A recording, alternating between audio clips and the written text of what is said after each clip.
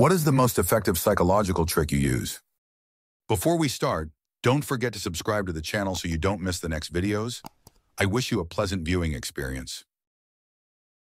Story 1. One that I picked up from a friend of mine whenever he was trying to pick out dinner with his GF. Rather than ask, "What do you want?" and getting the typical, "I don't know anything" answer, and then having suggestions shot down.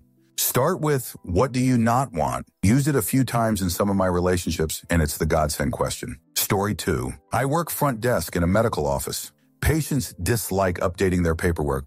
I used to say, "Look through the pages and make any changes." They would groan and reluctantly take the paperwork or just complain about it. Now I say, all you have to do is make changes.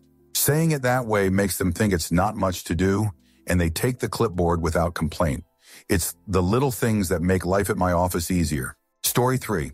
How to de-escalate an incredible upset mental health patient who is either unknown or prone to violence, though it works on most anyone. If they are at a level 10, you come in at a level 7. Being completely calm, reserved, and polite only pisses people off more, as you clearly don't understand the magnitude of the situation. If they are screaming and yelling, you need to come in loud but not attacking them, agreeing with them to a point. "Whoa, what the fudge is going on? I understand why you are fudge pissed. I would be pissed too. Yeah, that is some bullshit. The situation really sucks. Look, I get it. I would be angry as shoot too, but us screaming is going to get anything done, no matter how angry we are. I'm with you. I'd be just as upset. No doubt this is annoying, but these are our options." By agreeing with their anger, they are more open to listen to you. You then use words to describe their feelings, starting out at a 10. Fudge pissed. And gradually bringing those descriptive words and your tone down to a 2. Annoying works pretty much every time, but there might be a little up and down in the middle. Just follow the person's lead while always being a level below them. Story 4. Saying hello to everybody you know, and with a smile. Often people who know each other from when they were in primary school or just from the block when they were young give each other an awkward smile instead of an happy good day. Just imagine, if someone walks into you twice a year and both times you smile and greet them enthusiastically, they will think of you as a nice person. So little effort for a person to find you friendly. X200B. Story 5. When you're talking to someone, they will naturally feel silence. It's subconscious. If you want them to keep talking, keep your own mouth shut. This is useful if you're ever in a verbal altercation. Story 6. This isn't something I've used, but I think it's worth sharing. Darren Brown said that once there was a muscly, tipsy guy that wanted to beat him up and said the classic, "What are you looking at?" Darren replied with, "The wall outside my house is 4 feet tall."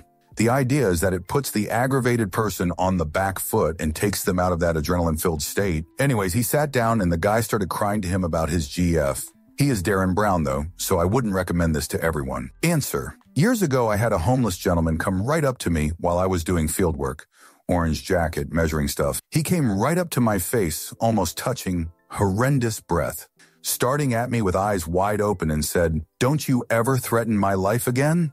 I somehow just stood there and responded, "I'm sorry, it won't happen again." He got confused, then backed down and left. Story 7. Think of my future self. How will my future self feel in an hour or two if I skip my gym session? Will my future self be happy if I do this pile of dishes now, before bed, or would he prefer to have to do it in the morning, before work?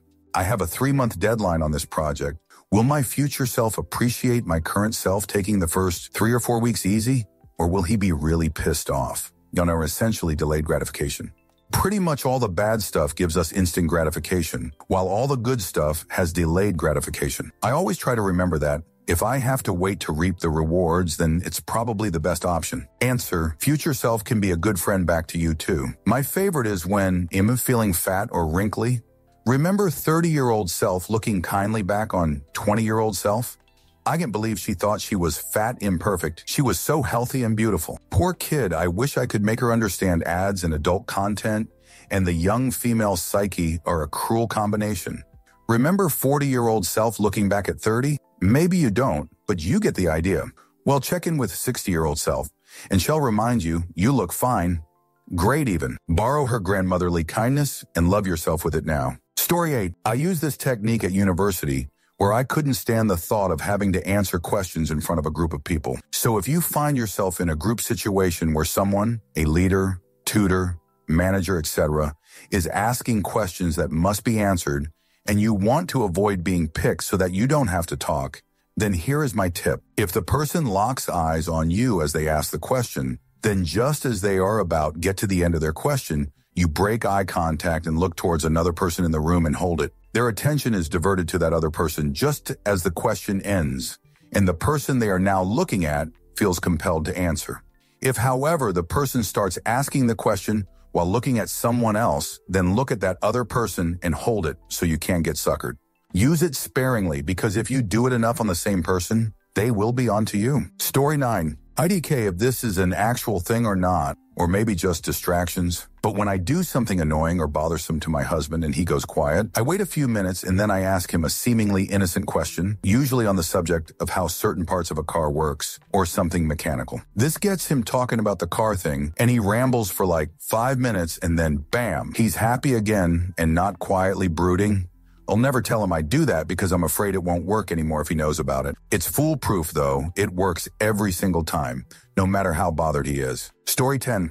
Listening to someone without giving advice or pushing for more information typically nets me more information than being pushy for it. Story 11. When somebody shy is speaking, if you look at them and nod your head, it encourages them to keep talking. Story 12. I'm a professional poker player.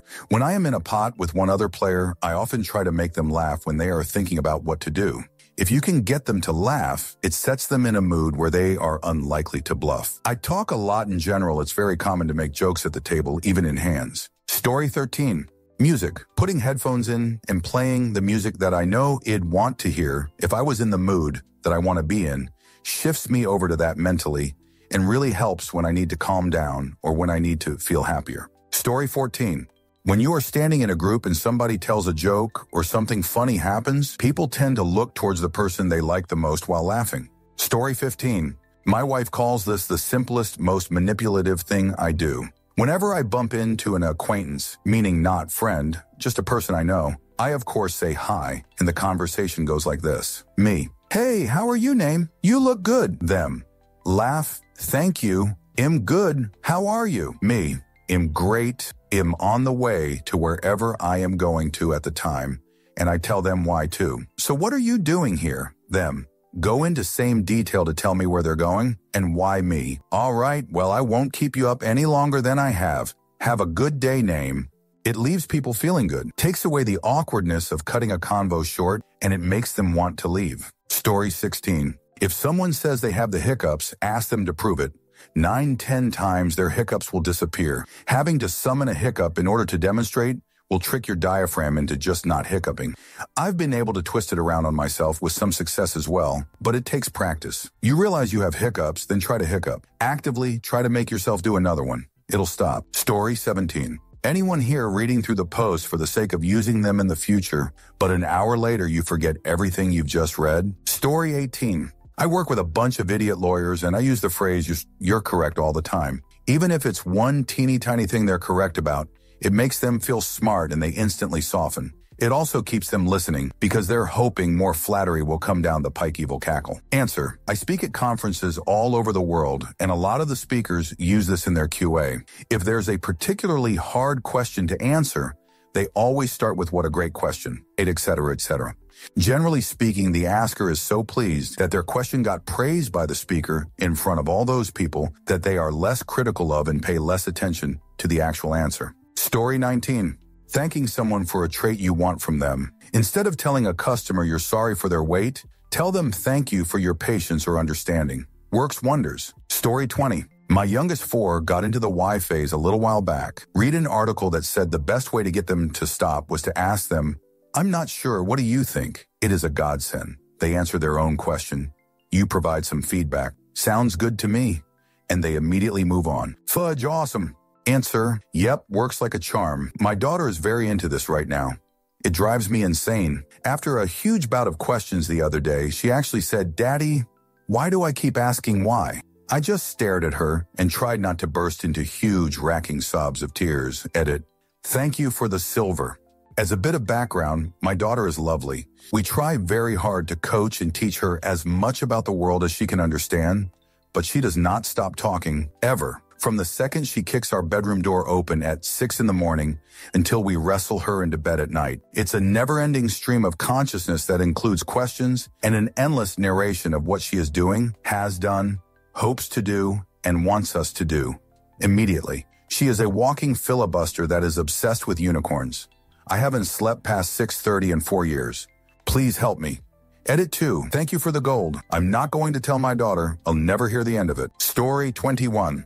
When I ask someone a question and their first response is, "What, Duan?" I just stare at them for a few seconds, and 99 of the time, they answer my question without me having to repeat myself. I think it's just a subconscious reflex people have to ask, "What?" instead of answering what you've asked, even when they've heard you clearly. Answer. In my own experience, when I ask someone, "What?" after they ask a question, I've noticed that while I genuinely don't know what they asked in that moment, I said, "What?" It's not because I didn't hear, but because my brain hadn't processed all the information yet and connected the sounds of the words to their meanings. That's why you don't need to actually repeat yourself to get an answer, unless they didn't actually hear you. Story 22. When you need to find out a name, e.g. for a lead, you say, "Oh, is John still managing up there?" They go, "No, it's Mark now." Works with anything. Just use a fake. Is that your focus outside? What? No, mine's the Ferrari. Story 23. Smiling. X200B, smile at the bartender, they'll be more likely to come to you quicker. Smile at your colleague in the morning, and they'll be more open to the requests that you've got for them later. Smile at your kids, and they'll feel loved. Smile at your partner, and they'll wonder what they've done that's made you so happy. Smile at me, and I'll smile back, and we'll both feel great for a few minutes. Smile at everyone when you meet them. Smile in a job interview. Smile at the shop worker, the binman, the postman, the random dog walker in the park, the person who nearly bumped into you on the street, the barista, your teacher, your mom and your dad. Smile at yourself in the mirror and give yourself a cheeky wink. X200B, writing smile is making me smile, and I feel great now, so I'm gonna go and get a sandwich. Thanks for reading. X200B, X200B. Answer. I have the angriest resting meanie face. I started noticing that I don't get the same level of enthusiasm and care that other people were getting at restaurants, or while shopping or paying for groceries, etc. I would also catch my reflection in windows or random mirrors as I was walking around and get surprised at how pissed off I look. I finally decided to smile more, and there has been a huge difference in how people interact with me. Story 24. Whenever I know somebody's holding some truth from me, I'll look at them and stay silent. No nodding, no acknowledging, just looking. The silence usually brings out the truth or extra detail. If they squirm around a bit, you know there's something they have exaggerated, etc. Answer. I remember watching a video regarding police interrogation tactics, and this is actually something they do as well. The interviewing officer or detective just flat out won't say anything to the suspect. The discomfort will get the better of them, and they'll start talking. It's a really smart way to get information while exerting little to no effort. Story 25. Be direct and personal when you need things. Instead of asking if anyone has an EpiPen, ask who has an EpiPen. Instead of saying someone call 911, point to someone, say you in the blue jacket. What's your name? Tom. Okay, Tom, go call 911 and come tell me when they are in the way. Answer. I'm an ER nurse and have worked hundreds of CODIS critical situations. The difference between a well-run room and chaos is strong leadership and guidance. A good leader will call someone out by name and tell them exactly what they need to do. Dave, put the pads on the patient. Melissa, give 1 epiranwam. Janet, start compressions. People go into a fog in high-intensity situations. The adrenaline hits you and you get tunnel vision and lost. It happens to even the most experienced of us. Hearing your name and being given very specific directions lifts that fog and improves performance. You don't even have to be super descript. Sarah, you run meds, is enough to lift her fog and maximize her performance. Obviously, the leader needs to know the priorities for the situation and know what resources are available. Assigning someone a task that they cannot complete will only cause further chaos and breakdown of leadership. This can be applied to many situations that aren't so much life or passing. A retail store on Black Friday, for example. Dave, you're on the register. Calling people by name and telling them exactly what you need them to do is critical. Also, proper tone and throwing in please and thank you goes a long way. You don't need to be loud. You don't need to be bossy. Be calm, assertive, and confident. Thank people when they follow your lead. Every medical emergency I've run has gone smooth and calm from following these simple rules. Nothing is missed and everyone performs at their best because everyone knows what is expected of them. Story 26. I can't remember. My wife's a psychologist and I lost all my superpowers of manipulation of time and space. Answer. I dated a girl for about a year that wanted to be a psychologist. At the time, she was going back to school for it at a community college. We were 22. After one level 100 psychology class, I began to get just torn apart by her and what she was learning. If I blinked and looked left too hard, she'd tell me that it's a sign of cheating, and then we would fight for 2 days because she thought I was cheating on her. Edit. I just looked up the courses that college offered, and it was a Psych 180 human sexuality class, which I think played into it a bit. Story 27. Don't say it's okay when someone apologizes. Say something like, thank you for apologizing. If someone needs to apologize to you, then it was something that isn't okay. My mom teaches this to her kindergartners, and it really does make a difference. Opens doors for growth and conversation too. Thank you for apologizing. I don't like it when you hit me, or whatever. Edit. This blew up. I'm almost 23, but tempted to watch Daniel Tiger, mostly because he was the only puppet from the land of make-believe that didn't scare me. And thank you for the silver. Wow. Story 28. This is really not too original, but I've seen the wonders positive enforcement does on people's motivation. I teach English to university students. Many of them are in there just because they must and consider learning English a waste of their time. They're usually my worst students. When I give them feedback, I usually heavily stress what they can do already and congratulate them on their improvement, even if minimal, before telling them the mistakes they had. I do this with all my students, but with those who are particularly dismissive, I take extra care to let them know what they're doing right. Some people jumped from hating the language and being terrified of making mistakes to being some of my most proficient students. Overall, each of them showed considerable improvement and engagement in class. Never letting that one go. Story 29. I work as a creative director. I have a lot of great clients, unfortunately, with a few shoot managers from their side. They usually go with the mantra of, if it's not my idea, it's not a good idea. I end up sometimes telling them about something Google, Tesla, Amazon, Samsung, etc. is doing and how we could try it. They jump at these ideas. The ideas are actually mine or my team's. Works like a charm. X200B. Use this sparingly. Using it as an easy escape is not a good idea. It works, but know when to use it. If you use it all the time, it won't make you look any better. It will also allow people to be promoted who aren't capable of doing the job. Pointed out by Rootfoot. Thank you. Good luck, everyone. X200B. Edit. Added on last paragraph. Disclaimer. Edit. Thank you for the silvers and gold. First time. I am unsure of protocol. Story 30. If you hand something to someone, they will take it. It's a lot of fun. Edit. My first Reddit silver, thanks. Answer. I used to be awful for this. My sister's fiance did it all the time to me, just passing me random objects while I talked. Wrappers, toys, sheets of paper, anything, I'd take it. He's done it so much I don't take anything physically offered to me without going through a full process in my head of why they're giving me something. Plus side, I don't get left with random shoot. Downside, it was pretty funny and we got some good laughs out of it. Story 31. I currently manage around 240 people between 6 restaurants. It is often hard to get them to do what is needed. I have found saying I need your help is sufficient to get them on board. People want to feel needed and like they are making a difference. Expressing to them as much makes all the difference in the world. Story 32. When I'm doing backcountry hiking patrol in a wilderness area, I'm supposed to keep an eye out for people with dogs, which are not allowed. The ranger taught me to ask any dog walkers, are you looking for somewhere to walk your dog? That gives them the chance to pretend they didn't know about the rule, signs posted, of course, so they don't lose face. Then I give them a brochure with dog-friendly trails. It's a brilliantly non-confrontational technique, and I use it in other parts of my life. Edit. Many people are asking why no dogs. It has to do with this park being designated wilderness, which is very different from national, state, local, county parks. Wilderness designation FAQs. List of reasons from park literature. Another edit. Thank you for the silver, kind Redditor. I'm happy my suggestion was interesting and or helpful. Story 33. If you need to remember something, think about it while doing something noticeably unusual. This will pair the memory with the something so that when it is noticed later on, it will trigger that particular memory. X200B, e.g., I need to take out the garbage before going to bed. Put your pillow at the foot of your bed. Story 34. I have to work with kids a lot. Having a summertime job where I volunteer to assist counselors at a camp for service hours and having 5 younger siblings. Don't tell them not to do something.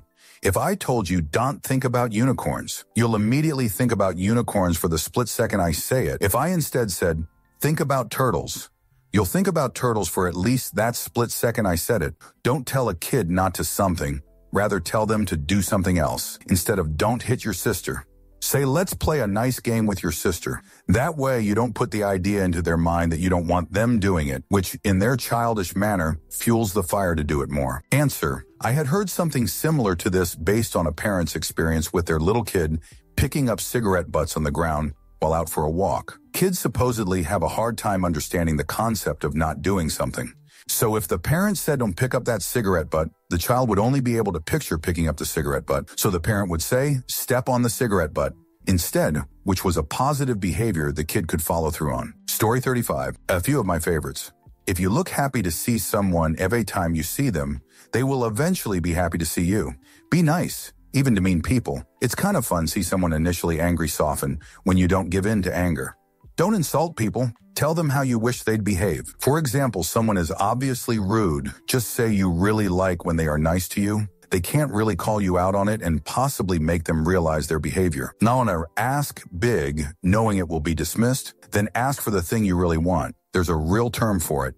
Open door technique or something. It's actually door in the face technique. Thanks everyone. I use a few more and we'll try to edit later. Edit 1. Wow, this blew up. First and foremost, thanks for the gold. I'll try to be as coherent as possible since I'm a bit high on pain meds for a toothache. To answer to a lot of people having concerns with sounding passive-aggressive, I agree. It can sound like that. So the tip here is to be genuine. You can be a little over the top, but not too much. It comes with experience, I guess. I work in healthcare, RRT, so I have to use my social skills a lot. I'll add a few more as promised. Do not verbally attack people. Say how you feel. People can get defensive when attacked, but no one can deny how you feel. In a confrontation, stay calm, be gentle, and focus on the problem, not the person. Unless the person is the problem in this case, feel free to dispose of them. If you have to make a critic to someone, try to sandwich it between two positive facts about them in this order. Positive, negative, positive. They tend to be received better this way. Want to trick people into liking you? Ask them for a favor. Even the smallest ones like, can you hold my pen for a second? This tricks the brain as they will think, I am doing a favor to this person, so I must like them, otherwise I wouldn't. That's all for now. Have a great day, you amazing animals. Answer. That last one is called the door in the face technique. Asking for something big, getting the door metaphorically slammed in your face, and then having them agree to something smaller. The opposite is the foot in the door technique, where you ask someone for something small, and then you have an in with them, and it might be more effective to ask for something big after that. Story 36. Instead of asking, do you have any questions? Which I ask, what questions do you have? The first almost always results in silence, and the second lets people feel comfortable to ask questions. 200B. Edit. Thanks for the silver kind stranger. Story 37. I ask small favors and publicly thank people for their help, recognize their contributions, and genuinely appreciate them. Nobody ever fudged noticed that I also stopped coming in on Fridays about 18 months ago. Story 38. When someone starts making fun of you, you make fun of yourself in a more clever way. If the person is doing it for attention, it wrestles the attention away from them if you're more funny than they are and gives them negative feedback towards making fun of you going forward. It doesn't always work because some people do it purely for self-enjoyment, but at least it will be clear pretty fast that the person is a piece of shoot, which comes with its own social drawbacks. So in the end, the person has the choice between getting outdrawn or looking like a bully. Story 39. Don't apologize. Thank them. When you're delivering food that's taken a while to cook, don't say, sorry for the delay. Say thanks for your patience. Saying sorry focuses on your fault. Thanking focuses on their good quality. Story 40. When someone is being rude during a conversation with me, I consistently flick my gaze toward their forehead or chin and watch the confidence seep from their face after about 10 seconds. Story 41. Give kids two choices instead of letting them pick from whatever you control. Could be 2 points of time, like now or in 10 minutes, or do you want the red or the blue shirt on things like that? Works wonderfully. They feel in control, but have absolutely no control. Can work with some adults too. Story 42. I'm not sure this counts as a psychological trick, maybe more of a mindset change, but I'll share anyways. I regularly get bored and play video games for hours, or resort to wandering around the kitchen looking for food I wasn't even hungry for. Now, whenever I get bored, I try to force myself to do something productive. Whether that be washing a few dishes, playing with my cats, taking a shower, go for a walk, you get the drift. It's helped with my depression a bit because I feel like I accomplished something rather than just sitting around boredom eating. Story 43. If I desperately need to poo and I'm on my way to the bathroom, Eggish driving home or walking to one, I'll imagine it in my mind as being really far away. This stops the urgency and I find I can get there calmly. Answer. By doing this, I held my pee for 3 hours in a car running on bumpy road. Guess what? I have had a urine infection that day. It definitely works. Edit. Was just wondering that this could easily be applicable in real-life scenarios as well. Suppose you made a goal, give yourself a fairly long timeline to achieve that goal. Then you will be less stressed about achieving it. If otherwise, then the burden of accomplishing it within the given timeline will stress you out. Just like the pressure of loo or poo. Story 44. When I had something important to say to my kids, I would say it very quietly so that they would listen. They were immune to my yelling, but whispering got their attention. Answer. This one is good. My old youth theater teacher would get really frustrated when the whole class wouldn't stop messing around and being really loud and just didn't want to settle down and listen. So she would start telling us our instructions really quietly. The quiet kids of the ones sitting closest to her would listen really closely, trying to hear her over everyone else's screaming. And then when she was finished explaining, she would crank up the volume and say, "Okay, so everyone knows what they're doing? Let's get to it." Cue 20 kids all getting frustrated about not knowing our instructions. She'd say, "Well, I already asked you to stay quiet so I could explain. So you should have listened," and then we'd all feel guilty and listen for the rest of the class. Story 45. If I'm having a conversation that's a bit difficult or I don't have a lot to say, then I'll repeat the last word or phrase that the other person said with a slight tilt of my head as if I'm rephrasing it as a question. Virtually all the time, they'll expand or elaborate on what they said previously and then move on to something else too. I can keep a whole conversation going just by doing this, but a lot of the time it'll also help the other person to open up and they'll feel like they've been able to have their say. Sometimes it's useful when you don't give a shoot and can't be bothered with the conversation, but don't want to be rude. However, it's also very useful when you do want to hear from someone and genuinely want them to share something, so it can be used for both good and evil. Story 46. At this point, it's pretty well known, but I've been using it for a few decades and has a special spot for me because I came up with it and was probably the 3 billionth person to come up with it. Flip a coin if you could decide something, and then follow whether or not you feel happy or disappointed with the result that it gives you. Story 47. If a child tells you they're afraid of a monster in a closet, instead of telling them there is no monster, ask them to describe the monster and what they think the monster is doing there in the first place. Then ask how to get the monster to leave. It will help them alleviate their fear far more effectively than instinctively trying to tell them there is no monster. Story 48. 2 tricks I use for myself. 1. This one's inspired by the show Unbreakable Kimmy Schmidt.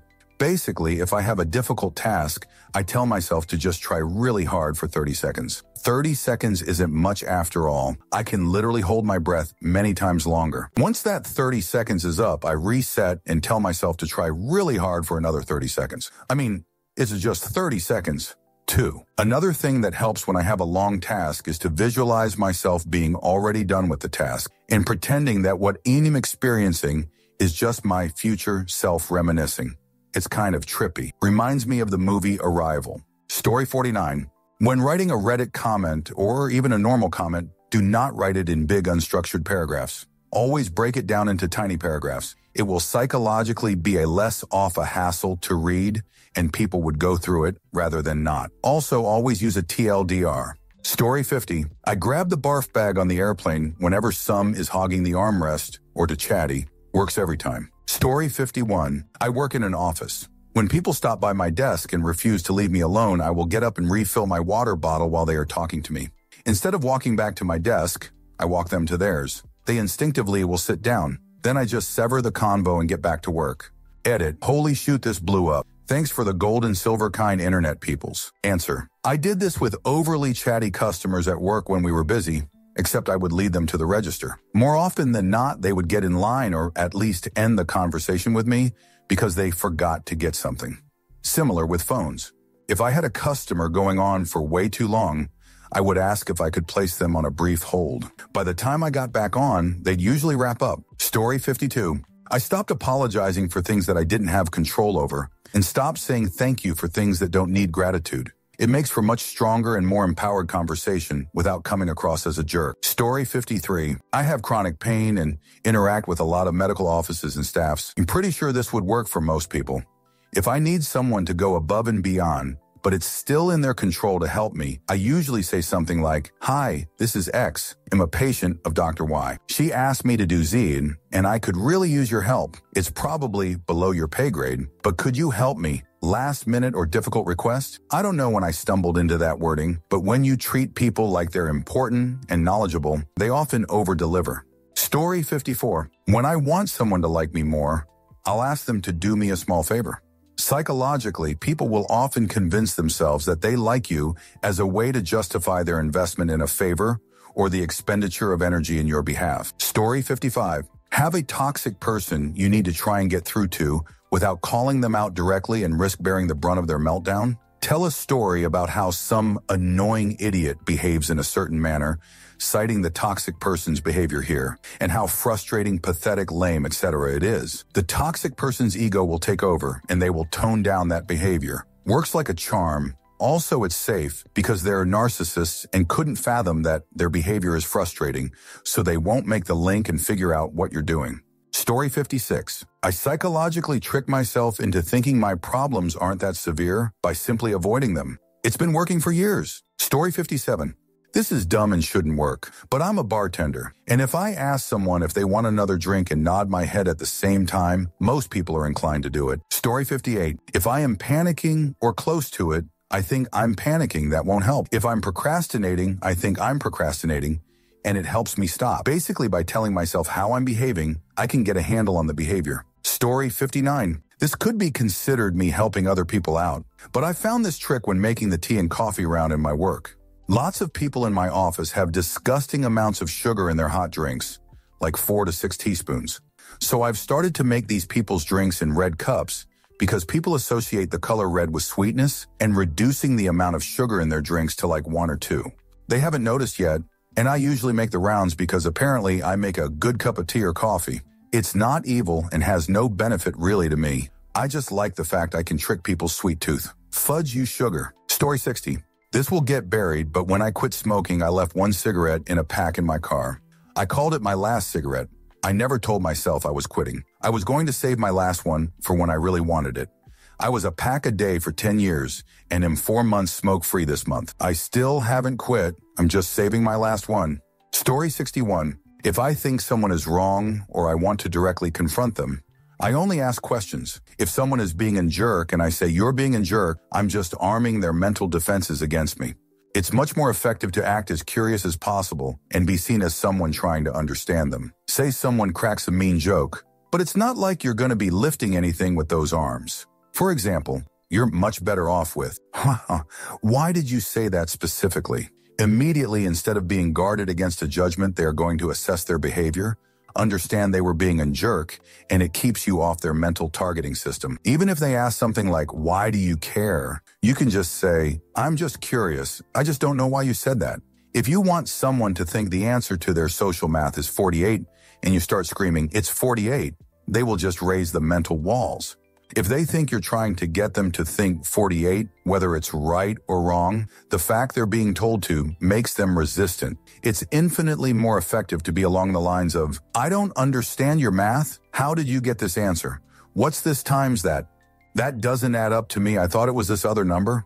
What am I missing?" Eventually, in their informing you, they will often deconstruct their own thought processes and confront their own behavior.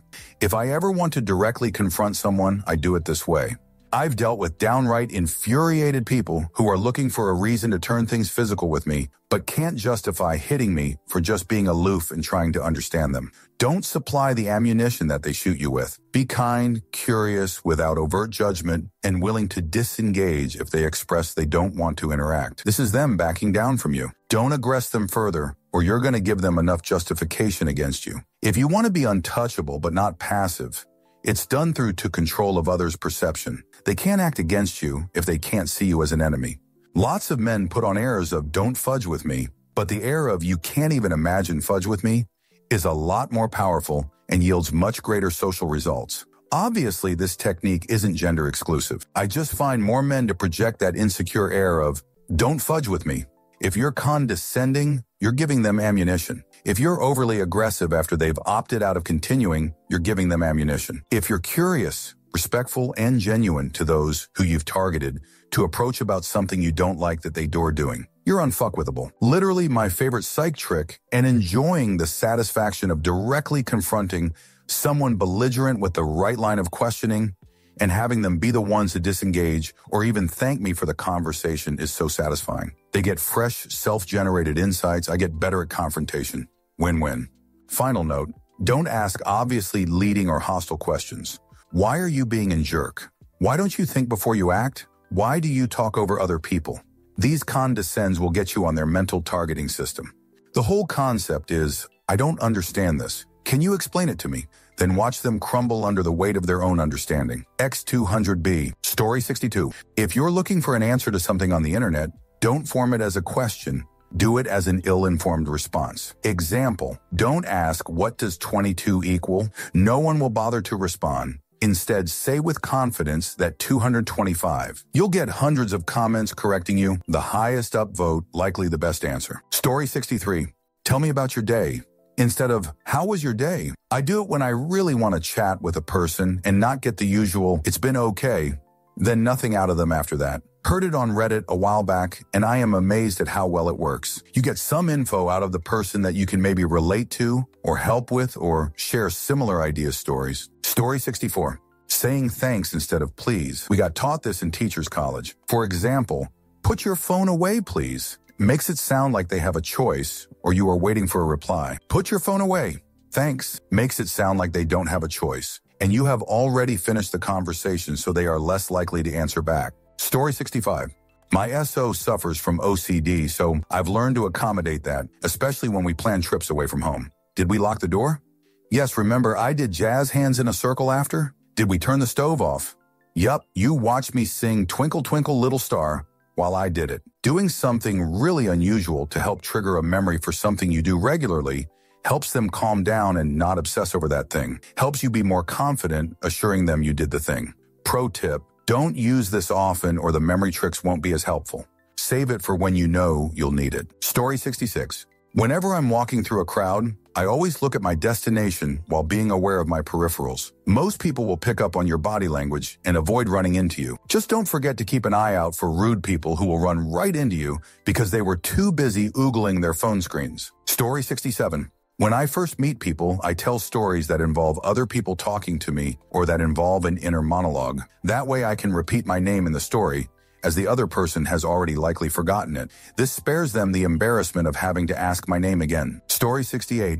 If you want to immediately build a positive first impression with either a stranger or a potential work acquaintance, then start by giving them a sincere compliment. You can pick something they wore or something they're doing, but the rules are, A, it should be something they obviously value. A personalized watch, taking care with their makeup, maybe a skill they are doing, something they obviously put thought into X200B.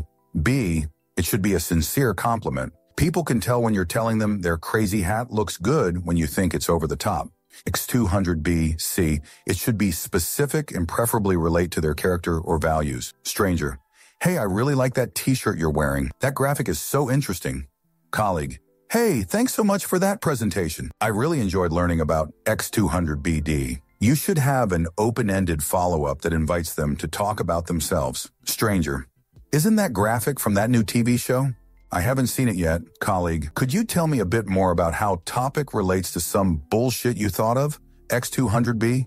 Yes, it's social engineering. It works. Use this power for good. M8Y. Story 69. If I really want my wife to listen to something, I'll say, hey, hun.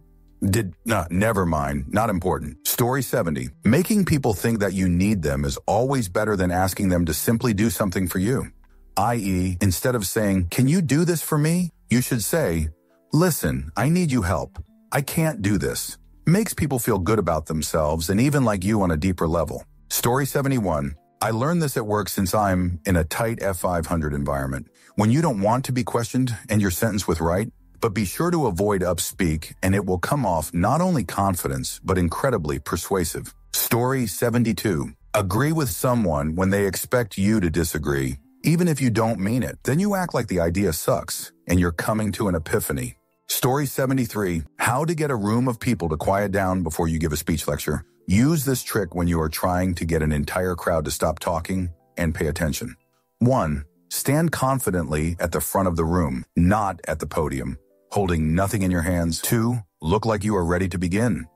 Do not talk to anyone or fiddle with any presentation materials. Just stand still. 3. Without fail, a few people in the crowd will get quiet and look your way. Make eye contact with each them so they know you're ready. Then watch as the silence spreads like a virus. 4. Do not resort to asking for silence. If there are lingering talkers, then stare directly at them in silence. Give them the impression that they are inconveniencing the entire room with their chatter. The embarrassment will shut them up quick. If not, someone in the crowd will shush them for you. I have never had this method fail for me. This was most useful when I was a teacher, but I still use it all the time in my IT job or personal life. This also works well to silence someone who starts talking in the middle of your lecture. Just stop and stare at them until they get the hint. When they notice you staring, they usually get quiet. If they were being particularly rude, you can ask them, "Are you ready?" after they quiet down. These days, I go to a lot of board game club meetings where I have to teach complex board games to semi-tipsy people. This silencing method is very effective against them as well. Story 74. I'm an intensely private person, not that many people realize. When in conversations I get asked about myself, I give a one-word answer and then ask them about things in their life. I've found that people love to have the conversation revolve around themselves. Works for me. Story 75. This is in regard to the mind and the body, I guess. Also on mobile, so apologies for any weirdness. I am an incredibly clumsy person. I manage to walk into things on a daily basis and used to always drop things too.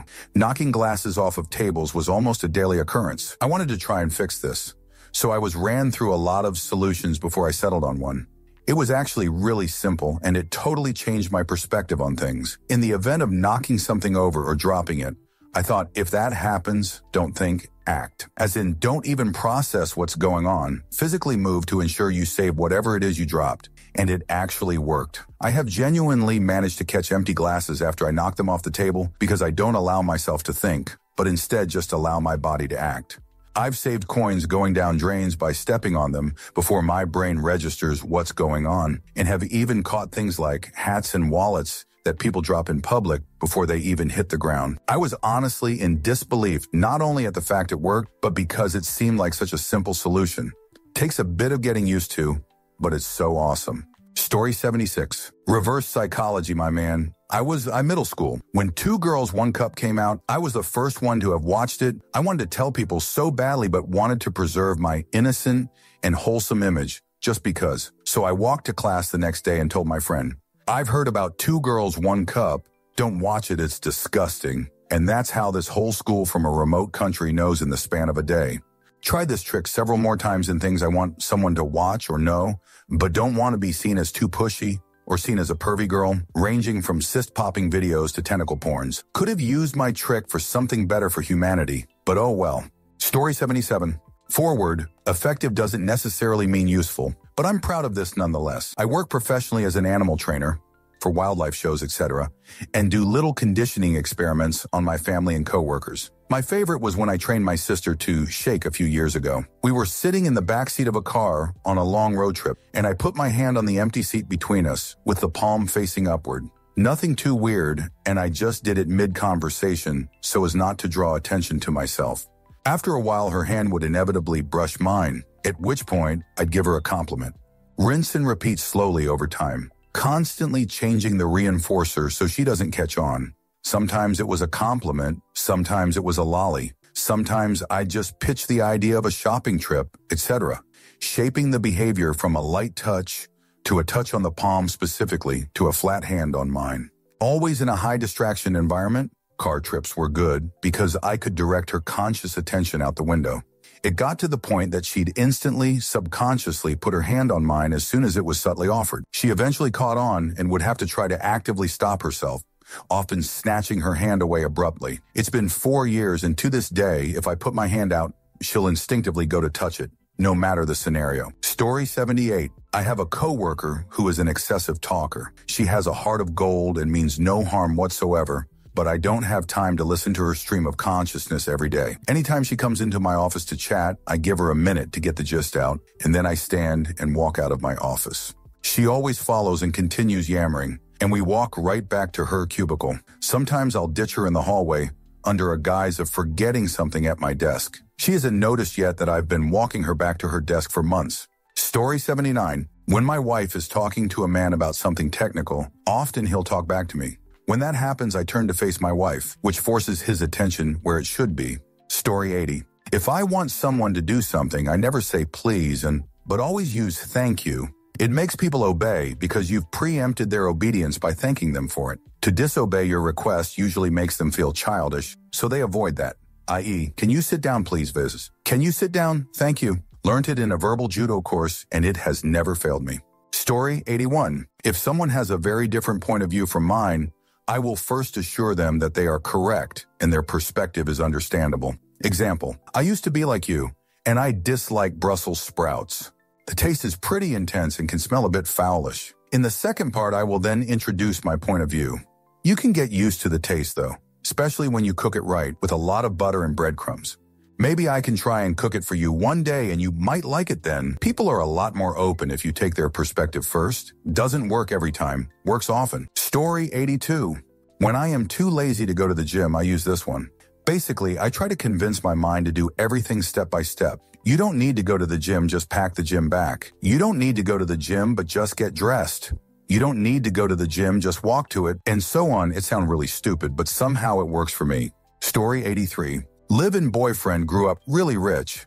Lifelong housekeeper. I'm now the one responsible for cleaning up after him apparently, and aggressively insists on using a bath towel only once. This requires me to do an insane amount of laundry, annoying plus horrible for the environment.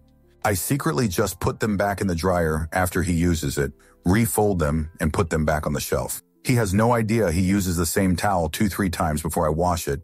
It's wasteful to do so many loads of laundry. Also, I do a similar thing with bottled water. He insists on only drinking Fiji water, yet leaves half-empty bottles everywhere and throws them away. I refill the half-empties with tap water and put them back in the fridge. He's been drinking them for months and no problem. Has no idea. Am I the jerk? Story 84. Use this one at work. Loss aversion. People are programmed to obsess over the negatives. Let's say you are pitching an idea and it has 5 benefits and 2 drawbacks. People will obsess over the 2 drawbacks no matter how much the 5 benefits blow it out of the water. They can't help it. They're not being stupid, they're just being human. X200B, so flip it. Write it about the 5 drawbacks of not doing it compared to the 2 advantages of not doing it. People will now focus on the 5 original benefits because they are now what will be lost by not doing it. The 2 advantages of not doing it will hardly get a mention. Story 85. I talk extremely loudly and pinwheel my arms around whenever I am in a social situation with someone. It subconsciously signals to them that I don't want to be talked to. 75% rate of success. Story 86. My favorite is to not make people look like the victim. Happens more often with roommates and chores. Wow, you didn't take out the trash. Or, hey, I would have appreciated if you taken out the trash last night. People will try harder to do the right thing with the second suggestion. It's changes to being a victim, to being a hero, and making you happy. Also, wearing a safety vest and a clipboard can get you into any event for free. Story 87. When someone won't shut up, ask a related question by it has to be closed. It's simple but effective and gives you a chance to get a word in edgeways. Blah, blah, blah, blah, blah, trees. Oh, right, is that the new oak one? Yes, nice. So back to what I was saying. Answer, I do this on my ML because once the anecdotes start, you're going to be tied up for hours. Unfortunately, she now just ignores the questions by feigning deafness and pushes on regardless. So I resort to, just excuse me a moment while I fetch something from the kitchen and leave. Even if she follows me, at least I can actually do something productive. Story 88. If someone says something particularly ignorant or stupid, just level them with a blank stare that shows you heard what they said, and then just don't say anything. IDK, I found that it makes them backtrack or makes them feel really uncomfortable. Story 89. If someone's angry and taking it out on you and giving them space just isn't an option, like at work or something, just completely ignore it. Don't ignore them. Interact with them normally exactly as you would if they weren't angry. Pretend everything they say is being said calmly and cheerfully, and simply don't acknowledge any insults or obvious attempts at getting a reaction out of you. This works way better at calming them down than being overly apologetic or sympathetic. It's also surprisingly easy to do, since the mindset of pretending they're not angry is a challenge, an active task to accomplish, versus the inconvenience of simply trying to stay calm just for the sake of it. Story 90. I follow several leading voices in politics, religion, and social policy who completely disagree with me but make their case very well. It helps me with this stupid brain I have that wants to confirm all my biases. Story 91. Avoiding using sorry whenever it isn't necessary. If something is taking longer than anticipated, don't keep apologizing, as it puts you on the back foot. Instead, thank people for their patience, and generally they're a lot more understanding of the situation. I come from the UK, where we have a huge apologizing culture, and this handy trick has helped more times than I can count. Story 92. Always pretend that you aren't so smart as them and little clueless, and see what sorts will take advantage of you. Story 93. For parents of toddlers. Whenever they have a meltdown because of X, just get down on their level and ask, you are feeling angry because of X, right? They immediately calm down. Just try it. Whenever my kiddo is mad that cartoon time is over, I use this tactic. You're disappointed because you wanted to watch more cartoons, right? Sounds tough. How about we watch them again tomorrow? Then I just move them on to another thing. Let's go and read a book instead. Which one you want? The one about the dinosaurs or the one about snowman? Unless he is super tired, cranky, or sick, he's okay by then. Story 94. I work as an indirect sales rep at Verizon. There's quite a few verbal tricks to use to lead a conversation. Most common tactic I enjoy doing is if someone has a tech problem, question their phone, I usually say, oh, almost everyone has had the same issue before. Anecdote. Puts them in a good mood and makes customers happy. If someone is very angry about something another rep did, maybe they got billed certain fees not explicitly explained, or just are SOL about an expensive phone for a myriad of reasons, I make darn sure I lead the conversation by giving concrete options. Customer. I want a darn refund credit new phone now. I'm tired of issue and you're going to do this for me now. Me. Oh yeah, I understand how that'd be frustrating. Well, I can't do out-of-bounds solution. So we're either going to do A or B. Customer. No, we're definitely not. I want C me. No best case scenario is we go with A or B. Unfortunately, I can't do C. So either we do A or B, or I don't think we'll be able to do anything today. Also, plenty of standard sales tactics like, you'll only pay this in store today, or it's only an extra $10 in your bill if we took off peninum danayim. Story 95. Tilt your head slightly when listening to someone. You'll seem more engaged with what they're saying. I think it's part of active listening. Story 96. You can get away with a lot by smiling, apologizing, and acting ignorant, provided, of course, you're not A, bridge troll, and B, legitimately stupid. Story 97. I don't speak unless I have something worth adding to the conversation, so people tend to shut up and listen if I do talk. Story 98. Gifting something, even something tiny, can drastically improve your position towards someone, especially when there is no need to. 200B. When doing this in a relationship, I have found that giving your SO a bouquet of flowers on a random occasion is much more appreciated than doing this when there is a gift to be expected. Story 99. As a YouTuber, viewers dislike when we remind them to leave a like on the video during the first few seconds of the video. If y'all enjoy, please leave a like. It's statistically proven that reminding viewers to leave a like generates at least 30 more ratings. The trick I use is to say, if you enjoy, hopefully I can earn your like. This makes the viewer feel like they are in control and am not telling them what to do. I received many positive comments about this technique. Answer. A few YouTubers I watch that do the whole like, comment, subscribe spiel, leave it until the very end of the video, when I have actually been exposed to the content and can decide for myself if I think it's worth it. And that makes a big difference. Trying to tell me what to do before I have even had a chance to watch it is a 100 surefire way for me to close the video. Story 100. I'm not here. I'm in my mind, in my world.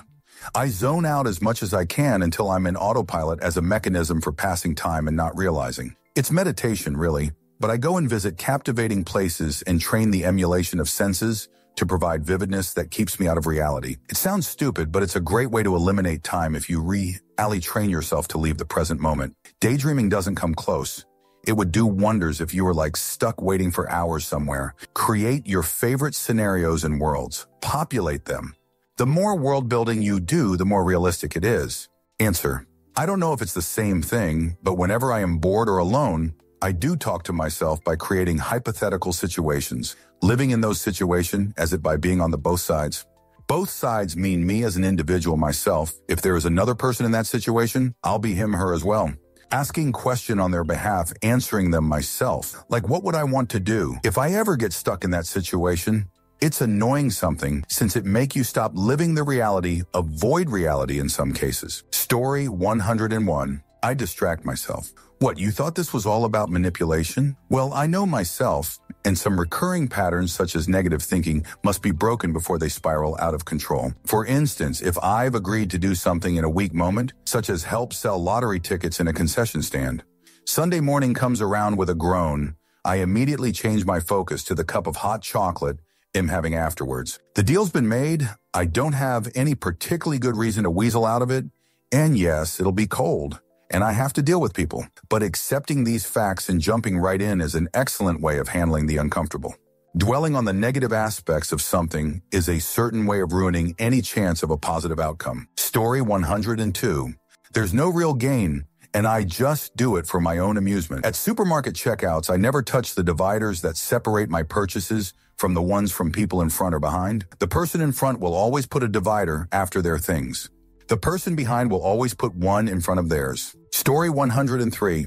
Pretty obvious, but when I'm at the gym and someone makes eye contact with me and starts heading my direction, I give the head nod and be sure to fix my headphones to make it obvious that I'm not taking them out. I'll then turn the opposite way and play with my iPod until I find the right song. Never fails me. I've also been told that I seem very unapproachable, which is great for me since I do not like human interaction. Story 104.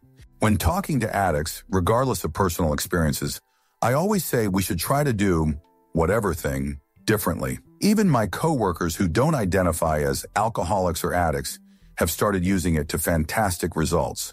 Just change one tiny, seemingly insignificant word and you get a completely different response.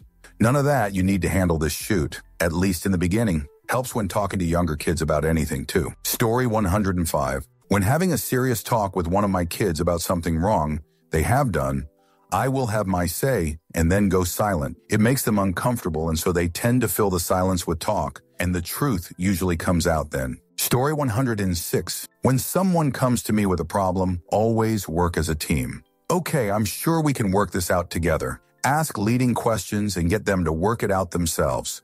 Can you help me understand XYZ's? You just bonded. They feel good because they figured it out, and you feel good because you helped them. Story 107. Setting all the non-smart devices in my house and cars to be an awkward couple minutes fast. Between 7:12, but none set the same. Bedside clock, kitchen on the stove microwave, living room, car. Every step of what, when I know I need to get somewhere, I'm kept ahead without just knowing or subconsciously dismissing that it's simply 5 minutes fast. Story 108. If there's something I'm struggling to understand, I try to explain it to someone else who understands less. It helps me work it through. Obviously, I don't pretend I'm an expert or anything. It was a strategy we used in group study sessions at uni that was surprisingly effective. Story 109. I'm nice to people. It's a manipulation tactic I employ throughout the day to get a more pleasant outcome from my interactions. Story 110. When someone asks me to do something I don't want to do, I say no, and then I don't do that thing. And then I'm happy about that. Story 111. I work in sales. Seems so obvious, but just literally telling someone we dropped the price of something for that day is a very easy hook. Story 112. I tell my kids I trust your judgment. It gives them a confidence boost and helps them to make better choices. They become more conscientious and trustworthy. It's awesome. I said that to my 7th grade son yesterday, and he put his hands on his hips and said, "You know, Mom, I think I will email Mrs. Price. I'll get back to you." Strolled out the room like a man. Story 113. I set the clock in my car to be 2 minutes fast, i.e., if the real time is 11ing, the clock says 11:02. That helps me to get places on time. You would think I would consciously compensate for those 2 minutes. You would be wrong. Story 114. The quickest way to get to the truth is to make an incorrect statement. People love to correct others. Use this all the time. Story 115. This one really boosts the confidence of a beginner at something difficult. Applaud relatively small tasks as huge, such as them installing RAM in a computer correctly. It makes the big tasks seem way less daunting and can make a project feel easier in the long term. Even pessimists tend to feel encouraged when you furrow your brow and work out a solution in your head, guiding them gently without being patronizing, then letting them make a few mistakes before slowly nudging them in the right direction without them noticing, and the feeling of accomplishment makes my day every time. I help people quite a bit in many areas, and let me tell you, the amount of people who genuinely feel on top of the world after I've gently pushed them in the right direction, like they did it all themselves, makes it all worth it. Every beginner deserves to feel like they're on the right track. Discouraging them is horrible. Story 116, silence is a powerful tool. Other person says something stupid, just stare, don't argue. Other person keeps interrupting, just wait. Someone asks your opinion, take a second to think. Silence is more powerful than noise. Story 117. I don't know if this is a trick, but before you answer a question, take a deep breath and let it out. Before you make a decision, take a deep breath and let it out. If you're in an argument, take a deep breath and let it out. If you're getting verbally attacked or insulted, deep breathe and let it out. Pause. Slow breathe in. Pause. Slow breathe out. So many times it's stopped me from saying something stupid or dumb or illogical. It's let me make better decisions and return serve some great singers. Also stop me from saying hurtful things. A lot of your mental state is tied directly to your breathing because through it, your body reacts. Story 118. I work at a call center and sometimes I get people who just want to talk, which is usually fine. However, I also sometimes get people who like to talk about conspiracy theories, Pizzagate, the Muslim Mexicans they think are crossing the border, fluoride mind control, etc.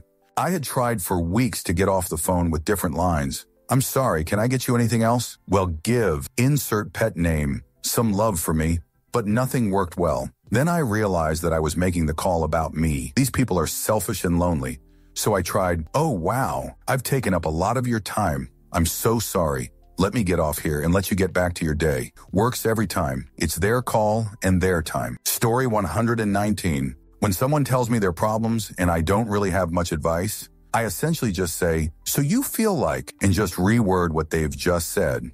It makes them feel really understood and validated. It started as an accident. I have autism and my mind wanders really easily, and I sometimes struggle with exaggerations, hyperbole, sarcasm, etc. Repeating it in my own way is just something I did to make sure I was understanding the situation correctly, until I noticed that my therapist did it too, and decided to take a swing at it even when I did understand.